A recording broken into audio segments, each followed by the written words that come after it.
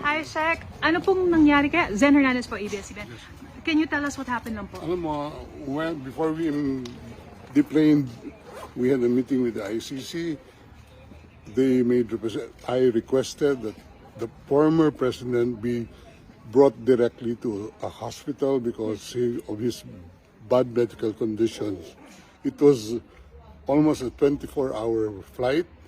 He just came from Hong Kong, not allowed to visit his home, not even allowed to see a doctor in a hospital before he could be transported here.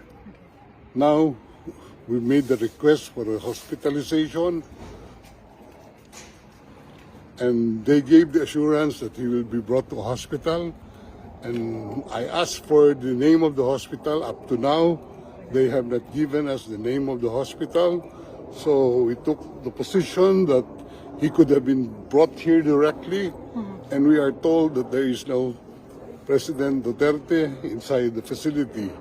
We are at a loss at this time, and lokohan na to. I think this is part of their grand plan, no? To kidnap the president, to extract the president from the Philippines and brought to a jet without known destination. I was even forced to join that plane without any valid visa coming here. Sir, can we expound lang when you said that there is no President Duterte inside? They Who said?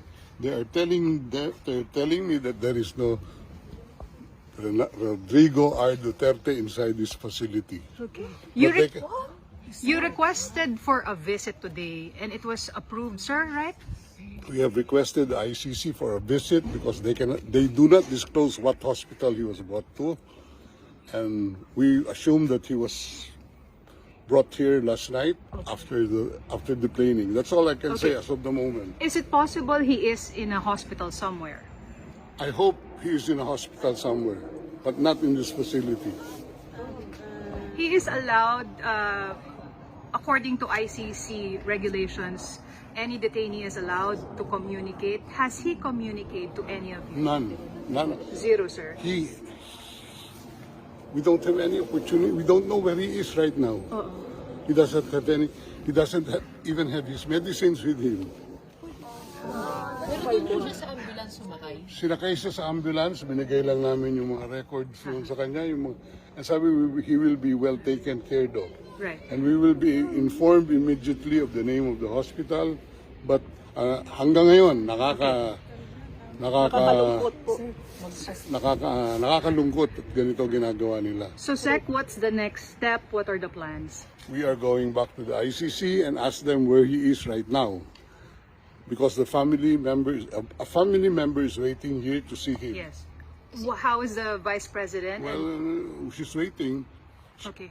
And I would assume the president would want to see one of the members of his family at this So, point Sec, in time. the Vice President wants to see him. Is there a schedule for her visit now? That's what we are arranging, but we're at a loss where he is right now. Okay.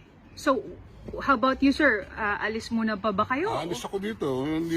Pinapalabas nga kami. Oh my God. Anong gusto nilang gawin? Mag-standby ako dito. Ang lamig-lamig. Ano po yung response nila sa inyo nung nag-request po kayo for a visit? Wala. Ayan. Wala daw, request for a visit dito.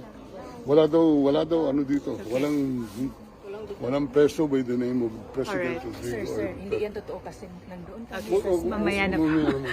Pero sir, the embassy said that you're allowed a visit. Ano kayang pinagmumulan nun? Hindi. Ano yan?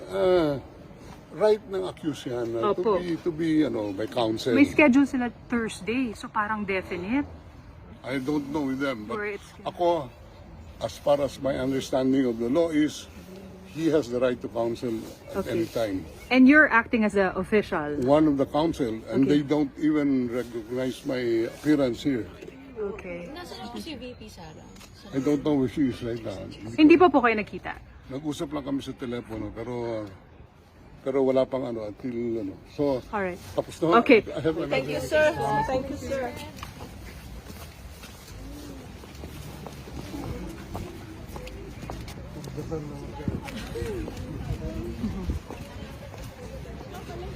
pronouncement of Vice President Sara Duterte that in an indignation rally in Cebu, she said na may karapatan ng mga Pilipino na magalit sa gobyerno, ma'am.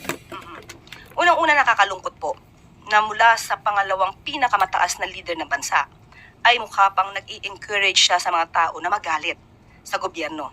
Nung nalaman po ito ng Pangulo ay wala po siyang naging reaksyon dito dahil hindi nga po ito dapat nanggagaling sa pangalawang pinakamataas na leader ng bansa. Ang tanong lamang po, nung panahon ba ng kanyang ama, nagsabi rin po ba siya na maaari po kayong magalit? Lalong-lalo na po nung ang kanyang ama ay nabansagan at nabigyan po at kinilala bilang most corrupt noong 2017. Matatandaan niyo po ba yun? Alam ko. Noong 2016 ay runner-up lamang ang Pangulo. Noong 2016, runner-up lang si Pangulo bilang most corrupt. Siya ay kinilala ng Organized Crime and Corruption Reporting Project. Pero noong 2017 ay nag-level up si dating Pangulong Duterte at siya na po yung naging awardee at kinilala na People of the Year being the most corrupt.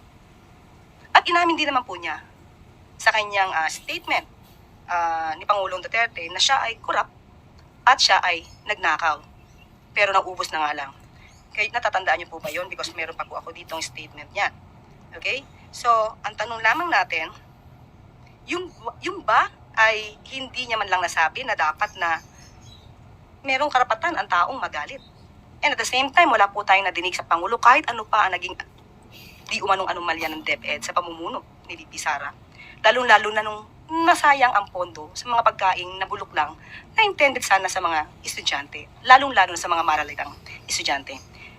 So being the Vice President, siya bilang Vice President, mas maganda po sana kung siya ay mag-encourage sa mga tao na makipagtulungan na lang instead of having this feeling of hatred against the government. Mas maganda po na sabay-sabay sana tayong umangat kesa sa may mga ibang tao na gustong magpapagsak ng gobyerno. She's arguing that it's part of freedom of expression. Yes, wala po tayong masasabi kung kanyang ine-express ang kanyang damdamin. Pero bakit naman ngayon lang?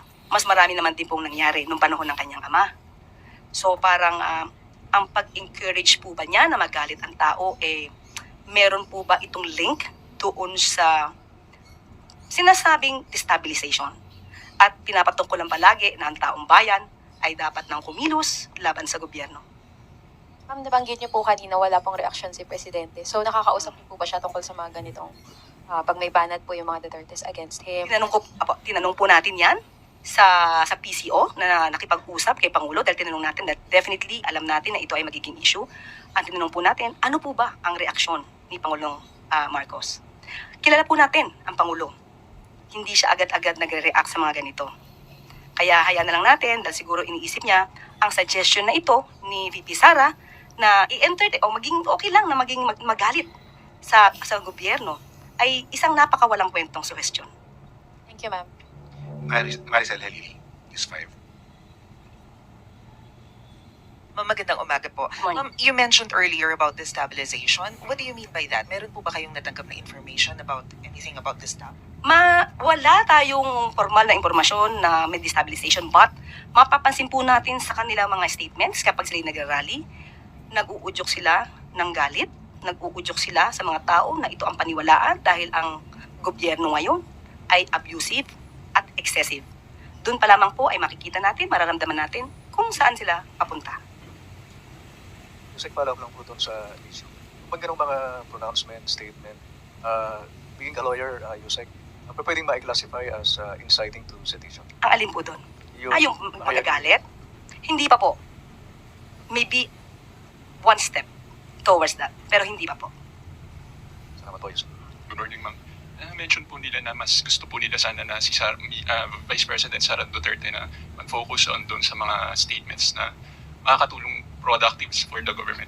Pero si President Marcos po in his campaign rallies, nag-issue rin po siya ng mga criticisms from doon sa previous administration na parang against doon sa nakarang president.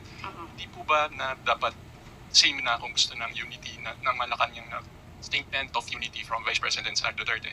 Should that policy also apply to President Marcos? Tandaan natin, kung mapapansin ninyo at kung matatandaan ninyo, ang mga binanggit sa una kick-off rally ng Pangulo ay naaayon naman sa records. Naaayon naman sa pangyayari. At ang isa sa pinag-usapan na natin to, ang tingin natin sa isa sa nag-trigger ay yung patungkol sa nagde-deliver ng suka. Tandaan nga natin, inuulit ko, hindi po walang pinangalanan ang Pangulo dito. At nung sila ay sumagot muli, hindi po ba karapat-dapat din na sumagot ang Pangulo na nang-aayon din naman po sa kanyang mga records, sa kanyang mga naobserbahan. Hindi lamang po kasi dapat ang ibang partido o ibang tao ang maaari magsalita patungkol dito. Karapatan din po ng Pangulo na magsalita kung ano po yung kanyang damdamin. Ito naman din po ay para mapakita sa tao kung ano ba yung katotohanan. Mahirap po na yung isang party lang ang sumusuntok. Kailangan din po tayong sumangga.